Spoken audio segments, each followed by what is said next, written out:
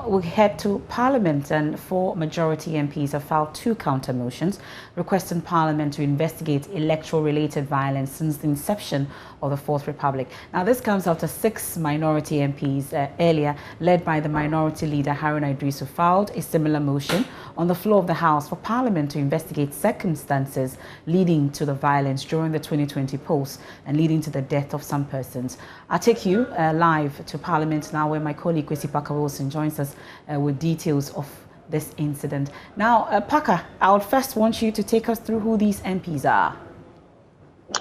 Okay, so if you're talking about the majority MPs, MFR, we have the Deputy Majority Leader, Alexander Kwamina Afanyo-Markin. He's actually leading this particular motion. Again, we have the Majority Whip, Frank Anodompreh, followed by Samuel Atachia, former minister, and Mr. Osei Bonsu Amwa, as he is affectionately called, Obi Amwa. So these are the 4 majority MPs who have filed this counter motion.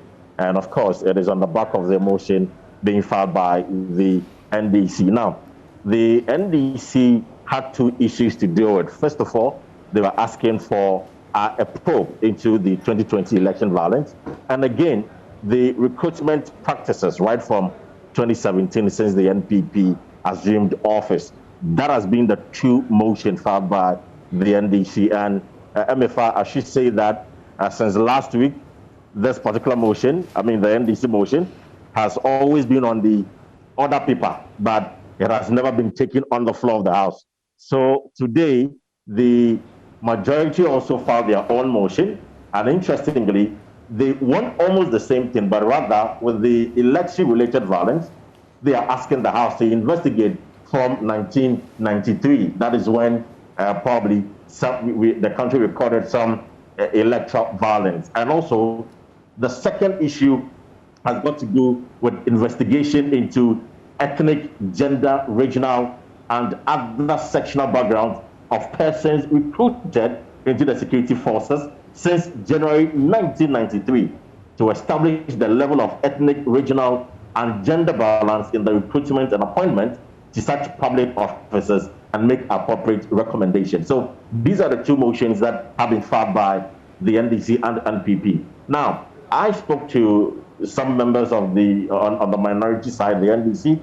They have welcomed this idea, but the point they are making is that they want a separate committee to be constituted to look into the issues being raised by the 2 groups in the House.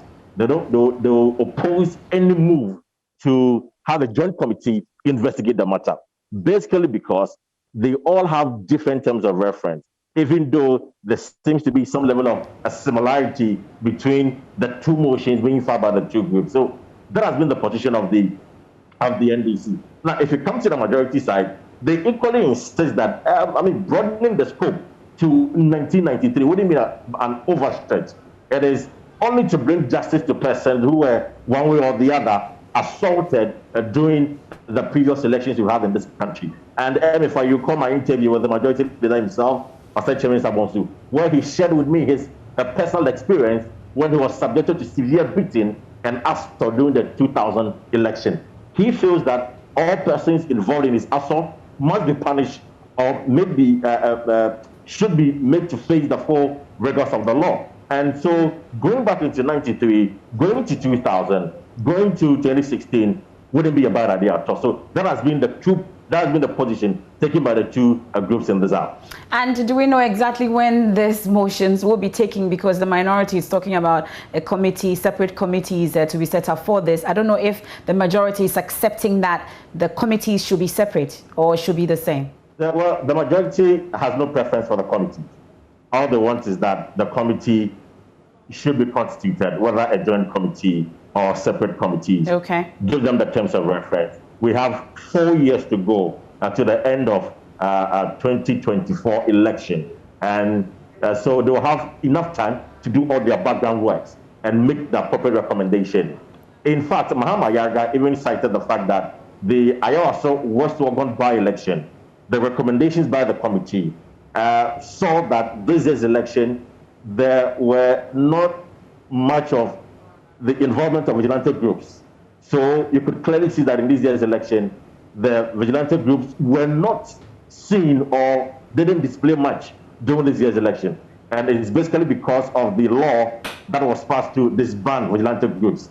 So he believes that going forward, such recommendations would be able to also deal with the situation where security personnel, being police or the military, will get themselves so engrossed in an election and thereby even assaulting people in the process. Okay, two key issues that you would want to take your quick reactions to in terms of what is happening around it. Yesterday, around this time, we know that the health minister was supposed to appear before Parliament because the Speaker had asked that he summoned him to appear.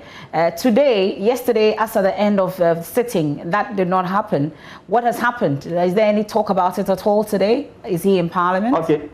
Okay, so MFR, it will interest you to know that first thing this morning, the health minister was in Parliament to answer the question asked by the Sefia Pontamba MP.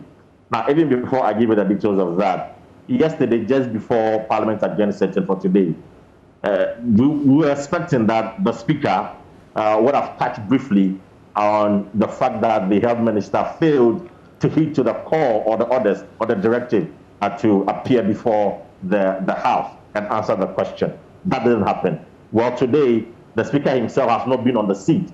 He's been the first Deputy Speaker, Joe Osei-Owusu, who has been in the seat since morning and has been presiding over matters in the House. So this morning, shortly after the vote and proceedings, the Minister was called to answer the question, and he gave a brief answer to that. No mention, there was nothing about why he failed to appear before the House yesterday.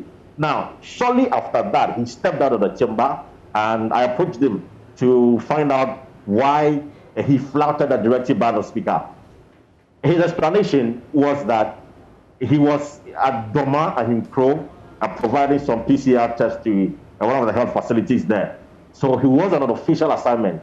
In his mind, or in the view of the health minister, the question was supposed to be scheduled for today. So he thought that the question would be posed, or he was supposed to appear before the House to answer the question today and not yesterday. And that is why he was outside the jurisdiction of Accra. And so even though he received the communication when the Speaker directed, there was nothing he could do about it. So he asked his leadership to intervene on his behalf so that he makes himself available to Parliament today for to answer the question before the House. So that is the latest update on this information. Okay. But as I speak to you, the Speaker hasn't mentioned anything about sanctioning the health minister. Okay, great.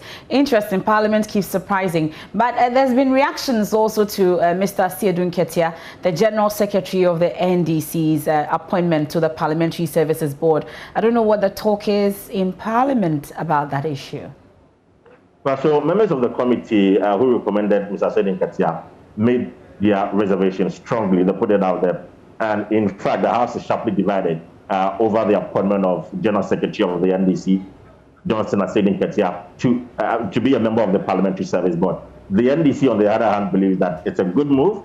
He's well experienced, the former MP. He meets the criteria. And of course, his addition to the Parliamentary Service Board will go a long way to help Parliament become more independent and also achieve or realize its aims and objectives for the next 4 years. The NPP, on the other side, disagrees.